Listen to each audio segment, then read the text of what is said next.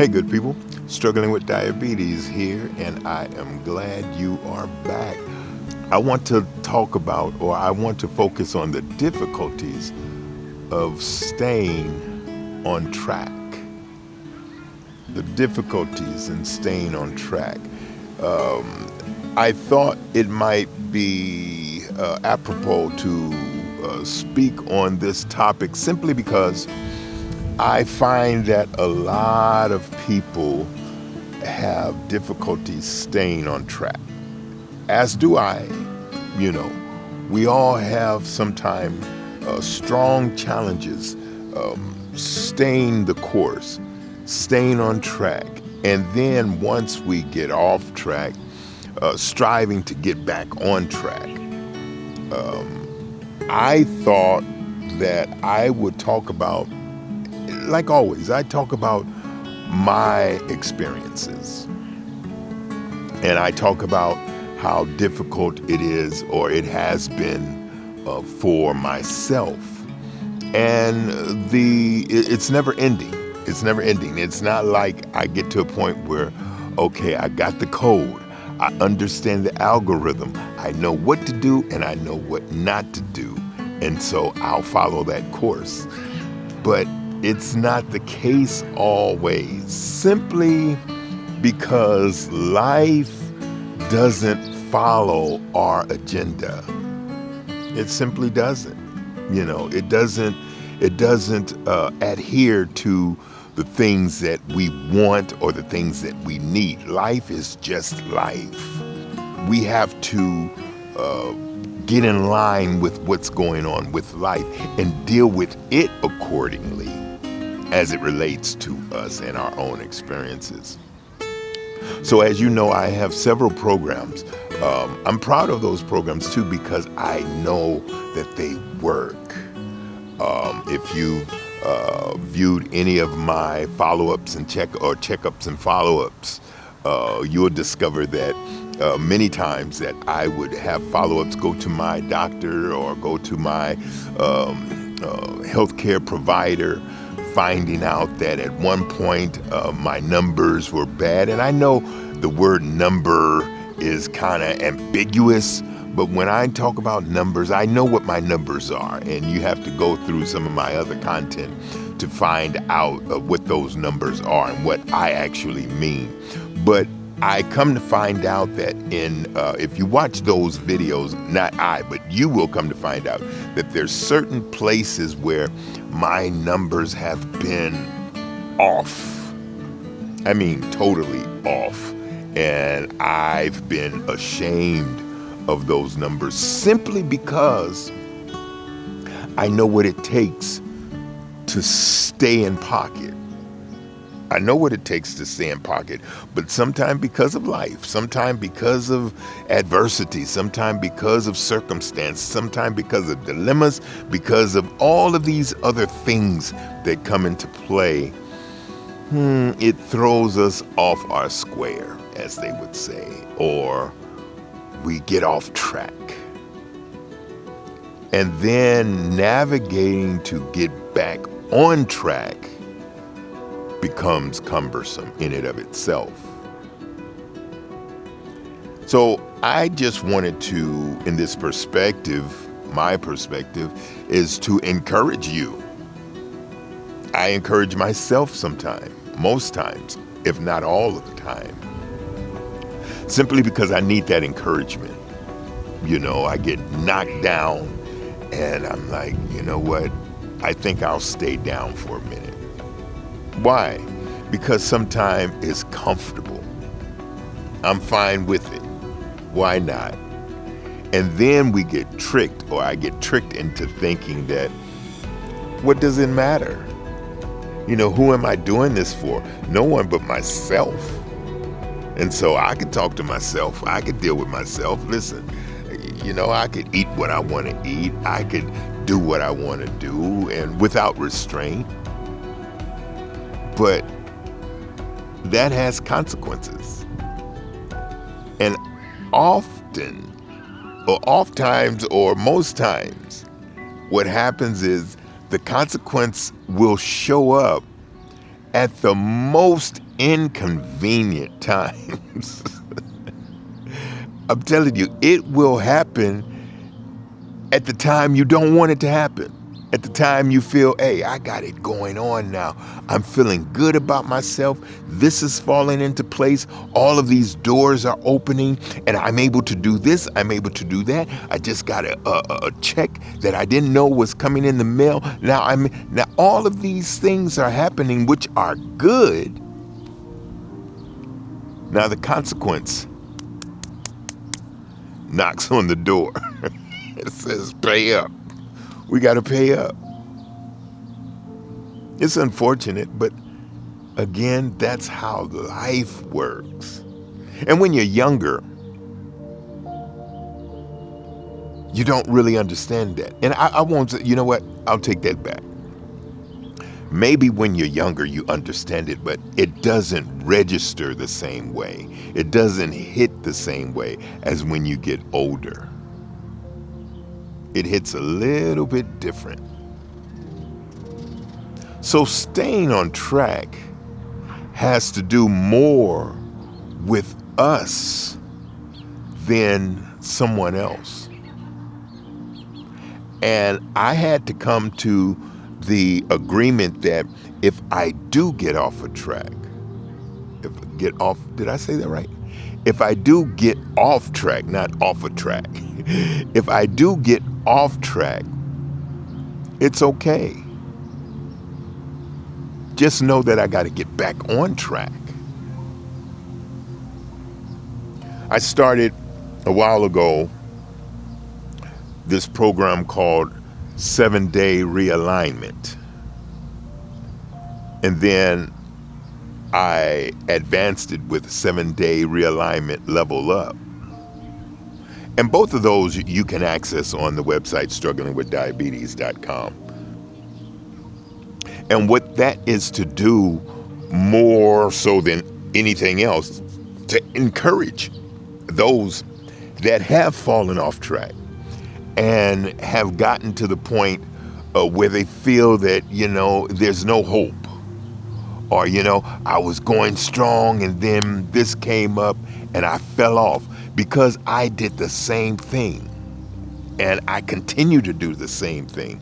I think it's apropos to put out a program or put out something that will inspire those that do fall off to let them know that listen, you can get back on. It's just a commitment away. I'll put it that way. Getting back on is a commitment away. It's not that far.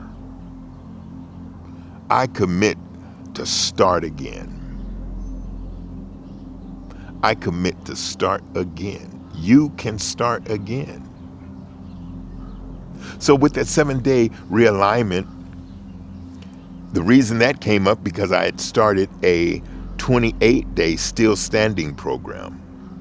It's workout and walkouts for those, is specifically geared toward adults, senior adults, that have chronic conditions such as type 2 diabetes or even type 1 diabetes, but type 2 diabetes specifically. And say kidney disease, chronic kidney disease, is that CKD, and other things, debilitating diseases that aren't acute but chronic. You're stuck with these things. You can do other things, I figured, to keep yourself, keep your body in shape enough to get through your day. So the 28-day still standing, that's what that's about. Then there's a 48-day realignment. No, that's not the realignment. 48-day, the first 48 is what it's called. It's not 48-day. It's called the first 48. Now you could get that done in 48 days, or you could get that done in 48 weeks. That's close to a year, or however long, but it's 48, the first 48. And then after you do the first 48, you have the second 48. After you do the second 48, then you have the next 48. So you find out that by the time you get to the second 48, it's a lifestyle. And in that, because we didn't start when we were 13, we didn't start when we were 14, but because we started when we were adults, we were already locked into old habits, old things that have held us tight for years. So in order to break that thing, we have to start slowly so that we can create new habits to get rid of those old habits. And with everything, you may not stay on, again, track the entire time. But as long as you know you can get back on track, just because you fall off doesn't mean you can't get back in the wagon. It's not that I'm trying to live forever. I don't want to live forever. Especially the way the world is today. I don't want to live forever. But I do want a quality of life. And that quality, I do not want it to diminish every day that I'm here until I'm not here. And you should want the same thing, a better quality of life. I remember having a conversation once with an individual. They said that, and I saw it online too. I see a lot of people have this same narrative, this same argument. Listen, you could drink all, this is what they're saying. You could drink all of the water you want. You could drink all of the spring water. You could eat all of the high-grade grass. You could not eat meat. You could do a vegetarian diet. You could walk. You could run and do all. You're still going to die. And I told them, I said, you know what? I cannot argue that. That's fact. I know I am going to die. Everyone will die. I said, I'm not doing this to preserve my life. I'm doing this while my life is here. It has a better quality. I know what it is to be on dialysis every day for 10 hours a day. I know how debilitating it is. I know what it pulls from you. I know how it hurts. I know the pain. I know the pain of the needles. I know the pain of the suctions. I know the pain of the test results. I know the pain, all of that, every day, all day, 10 hours a day. I know the pain of that. That's a sad quality of life. I know the pain of getting a bullet through my finger. I know the pain of getting a knife through my hand. I know the pain of that stuff.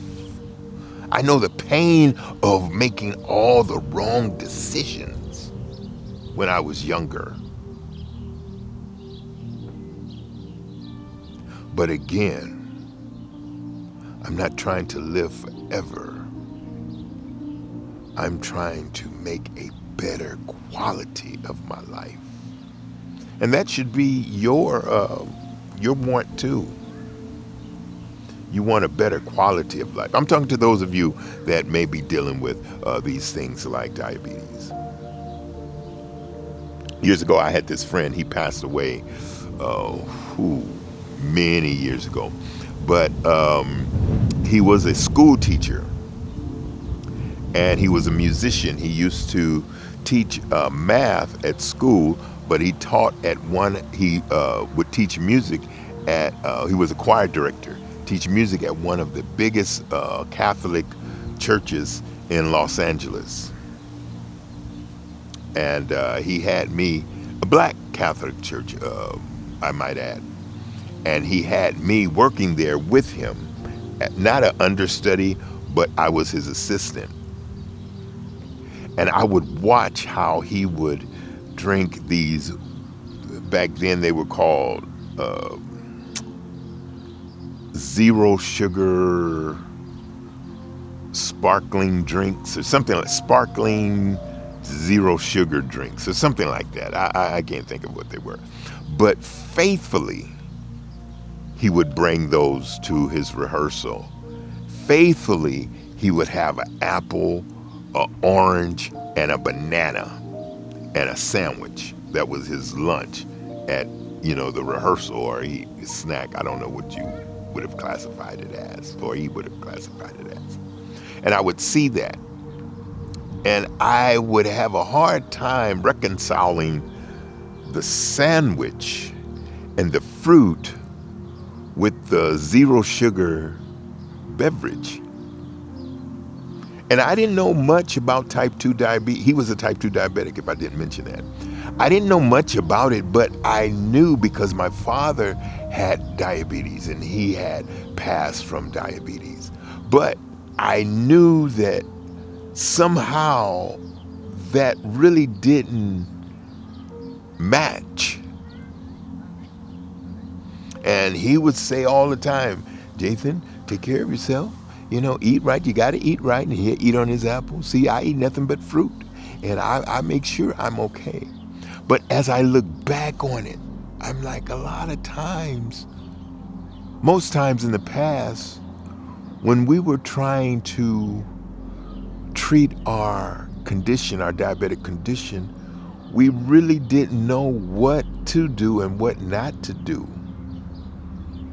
Because we didn't know what it was. We weren't being taught, really, the full fact. When we went to the doctors, we weren't retaining our blood work, our lab results. We weren't looking at them. We weren't analyzing them. We weren't putting them together and saying, okay, it was this over here, and now it's this over here. There was no comparison, none of that. Someone told us, well, just don't eat candy and sugar. And although this guy, his name was Charles, he wanted to do the right thing. And as I look back and I said, wow, he was eating all that fruit, especially those ripe bananas, and I guess he thought because it was sucrose and not fructose, or however it works back then, and even now, he would be okay. He'll drink the zero sugar sparkling drink, and that would mitigate everything else that he was eating that was full of sugar. He ended up dying of complications of diabetes. That was over 20 years ago. And since then, I have done lots of research. I have done my due diligence, and I'm still doing it every day. I'm not done. Why? Because I want to know as much as I can about living with type 2 diabetes. Why? Because I want to increase the quality of my life. Another caveat, as we get older, I know it's going to sound crash or it's going to sound obvious. As we get older, we don't get younger. What do I mean by that? That could be deep. As we get older, we get away from those things that we were able to get away with when we were younger because our body was stronger, our body was more viable, and our body had more get up and go. And it had a lot of fight back when you're younger. But as you get older, a lot of that starts to dip. It starts to leave. And so we don't have what we once had before. And so if we're doing the same things as we did when we were younger, as it relates to food, as it relates to nutrition, well, we just may be hurting ourselves for even after where we are right now. It feels good right now, but say 5 years from now, say we're still here. Oh, Mr. Jathan, I'm sorry to tell you, but you We're seeing gangrene in the tip of your finger. So we're going to have to amputate it so that it doesn't grow or it doesn't travel to other parts. And it could be a myriad of things. That's just one. So again, I'm not trying to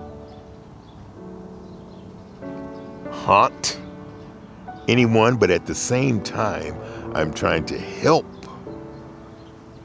you to turn around or to straighten up, to open your eyes a little bit wider, to see what you're doing and to see what you're not doing. And this is for me too. Don't get it twisted. It's not like I don't listen to myself. I really do, because I think it helps me first. That's my whole motto.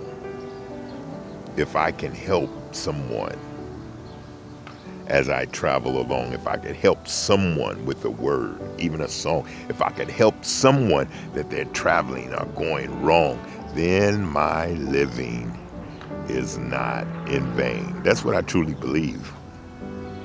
That's why I started this channel, Struggling with Diabetes, because indeed it is a struggle. But we don't have to be captive to the struggle. We could use the struggle as a catapult to better everything. Better eating habits, better lifestyle. That's why I use this channel, to help me first. What do they say? When you get on a plane, in case of an emergency, put your mask on first, your hair mask on first, so that you can help others. And this is a state of emergency. Talk to you guys soon. You take care. Bye for now.